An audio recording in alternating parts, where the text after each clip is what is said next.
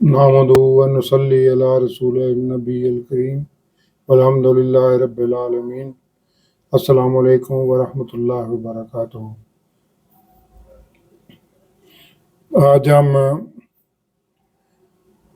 سورہ مریم کی تلاوت کا آغاز کر رہے ہیں۔ تو آج کے حصے میں سورہ مریم کا خلاصہ اور آیت نمبر 1 سے 15 تک کا ترجمہ اور تفسیر پیش کی جائے گی۔ یہ صورتیں جیسے یہ پچھلی سورہ کاف، سورہ بنی اسرائیل، سورہ مریم، یہ انتہائی اہمیت کی حامل ہیں، ان کا مطالعہ ضرور کیا کریں، اور یہ آسان طریقے سے یہ 10-15 منٹ کی کلپ ہوتا ہے تو یہ سن لیا کریں، آسانی رہے گی۔ تو اب اس سورت کا آغاز کرنے سے پہلے تلاوت کلام پاک۔ اعوذ باللہ من الشیطان الرجیم، بسم اللہ الرحمن الرحیم۔ کاف ہا یا عین صاد، ذکر رحمات ربک عبدہ زکریا اذ نادى ربه نداء خفیا قال رب انی وانا العظم منی واشتعل الراس شیبا ولم اکن بدعائک رب شقیا وانی خفت الموالیا من ورائی وکانت امراتی عاقرا فہب لی من لدنک ولیا یارثونی و یارثو من آل یعقوب واجعلہ رب ردیا۔ صدق اللہ العظیم۔ سورت کا باقاعدہ آغاز کرنے سے پہلے اس سورت کا خلاصہ پیش خدمت ہے۔ سورہ مریم مکی و مدنی صورتوں کے تیسرے گروپ کی 10ویں مکی صورت ہے، جس میں 98 آیات اور 6 رکوع ہیں، جو 16ویں پارے کے 4تھے رکوع سے 9ویں رکوع تک ہے۔ مریم حضرت عیسیٰ علیہ السلام کی والدہ کا نام ہے، جن کا اس صورت میں ذکر کیا گیا ہے، اور ان کا ذکر اس صورت کی آیت نمبر 16 سے 34 تک ہے۔ اسی لیے اس صورت کو مریم کے نام سے منسوب کیا گیا۔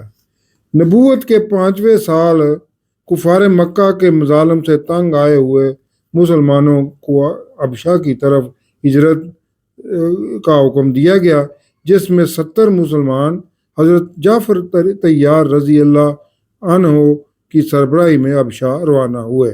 حبشہ کا بادشاہ عیسائی تھا، اسی لیے اس ہجرت سے پہلے یہ صورت نازل ہوئی تاکہ مسلمان عیسائیوں کے سامنے صحیح طریقے سے اسلام کو پیش کر سکیں۔ اس صورت کا مرکزی مضمون عیسائیوں کے عقیدے تثلیث کی تردید اور عقلی دلائل کے ساتھ توحید کا اثبات ہے کہ جس اللہ نے انسان کو وجود کے بغیر ابتدا میں تخلیق کیا، وہ حضرت عیسیٰ علیہ السلام کو بھی بغیر باپ کے پیدا کرنے کا اختیار رکھتا ہے۔ پھر عیسائیوں کے ان کی اپنی تاریخ سے ایک اور دلیل دی گئی ہے کہ جس اللہ نے زکریا علیہ السلام کو بڑھاپے میں اولاد عطا کی، اس نے حضرت مریم کو بغیر شوہر کے بیٹا عطا فرمایا۔ اسی طرح حضرت مریم کو بغیر شوہر کے بیٹا اللہ نے عطا فرمایا ہے، اور اسی نے ہی حضرت عیسیٰ علیہ السلام کو پیدائش کے فوراً بعد قوت گویائی عطا فرمائی، اور انہوں نے فرمایا میں اللہ کا بندہ ہوں، اللہ میرا بھی رب ہے اور تمہارا بھی رب ہے، اور اسی کی عبادت کرو۔ یہ بیان عقیدہ تثلیث کی سختی سے تردید کرتا ہے۔ دوسرا، حضرت زکریا علیہ السلام کا ذکر پہلے کر کے یہ بھی عیسائیوں کو باور کرانا تھا کہ اگر ایک حرکِ عادت جو ہے، معجزہ جو ہے، وہ اگر تسلیم کر رہے ہو حضرت زکریا علیہ السلام کا، تو حضرت عیسیٰ علیہ السلام کا یہ حرکِ عادت پیدائش کیوں نہیں تسلیم کر رہے؟ وہ بھی بغیر اسباب کے، کوئی ظاہری اسباب موجود نہیں تھے، یہاں بھی نہیں کوئی ظاہری اسباب۔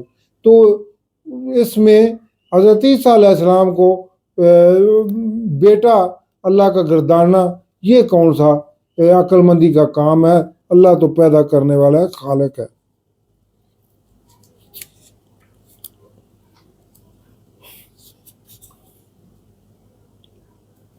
پھر عیسائیوں کی ان کی تاریخ ایک اور دلیل، جس میں زکریا علیہ السلام کو بڑھاپے میں اولاد عطا کی، اس نے حضرت مریم کو بغیر شوہر کے بیٹا عطا فرمایا ہے، اور اسی نے ہی حضرت عیسیٰ علیہ السلام کو پیدائش کے فوراً بعد قوت گویائی عطا فرمائی، اور انہوں نے فرمایا میں اللہ کا بندہ ہوں، میرا بھی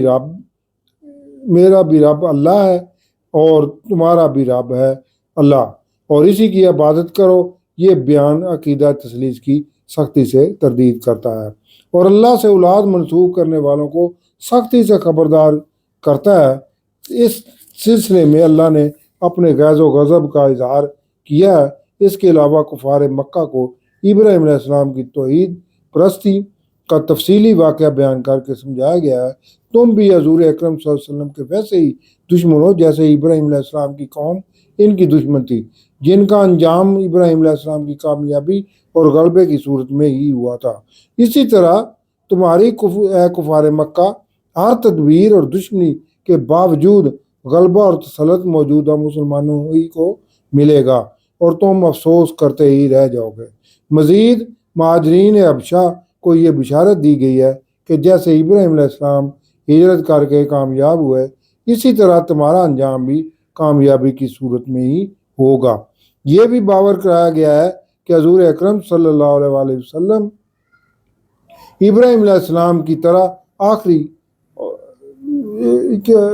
ایک نبی ہیں اور آخری نبی اور رسول ہے، اور آپ صلی اللہ علیہ وسلم بھی پہلے انبیاء اور رسول علیہ السلام کی طرح وہی دین حق لے کر آئے ہیں۔ اس میں کفار مکہ کے گمراہ کن اعتقادات اور نظریات پر اصلاحی انداز میں تنقید کی گئی ہے، اور مسلمانوں کو ملت ابراہیمی ہونے کی خوشخبری دی گئی ہے، اور یوم آخرت کا بتایا گیا کہ قیامت کا ایک وقت مقرر ہے جب ہر انس و جن نے ایک اکیلے ہی اللہ رب العزت کے سامنے پیش ہوگا اور اپنے اعمال کا خود ہی جواب دینا ہوگا، لیکن اللہ رب العزت کے مخلص بندوں کے دلوں میں سکون و اطمینان اور انس و محبت ڈال دی جائے گی۔ یہ اس صورت کا مختصر سا خلاصہ تھا۔ تو اب اس آیات نمبر 1 سے 15 تک کا ترجمہ اور تفسیر۔ قرآن پاک کی یہ واحد صورت ہے جس میں 5 حروف مقطعات اکٹھے آئے ہیں، یعنی کاف، ہا، یا، عین، صاد۔ البتہ سورہ شورہ میں بھی 5 ہی حروف مقطعات ہیں، لیکن وہ 2 آیات میں علیحدہ علیحدہ ہیں، یعنی پہلی آیت میں 2 ہا میم اور دوسری آیت میں عین سین کاف۔ یہ سورہ شورہ میں اس طرح 2 آیتیں ہیں۔ یہ آپ صلی اللہ علیہ وسلم کے رب کی اس رحمت کا ذکر ہے جو اس نے اپنے بندے زکریا علیہ السلام پر کی۔ حضرت عیسیٰ علیہ السلام کے ذکر سے پہلے زکریا علیہ السلام کا اس لیے ذکر کیا گیا ہے کہ انہیں بھی خرق عادت حضرت یحییٰ علیہ السلام بڑھاپے میں ہی عطا کیے گئے، جبکہ ان کی بیوی عمر بھر بانجھ رہی تھی۔ انہیں بڑھاپے میں اولاد عطا کرنا کیا معجزے سے کم ہے؟ اس لیے اس واقعہ کو اللہ اپنی رحمت قرار دے رہا ہے۔ جب اس زکریا علیہ السلام نے اپنے رب کو آہستگی سے پکارا، یعنی دل ہی دل میں دعا کی اور کہا، اے میرے رب، بے شک میری ہڈیاں کمزور ہو گئی ہیں اور میرا سر بڑھاپے سے بھڑک اٹھا ہے، یعنی انتہائی ضعیف ہو چکا ہوں، اور اے میرے رب، میں تجھے پکار کر کبھی بھی نامراد نہیں رہا۔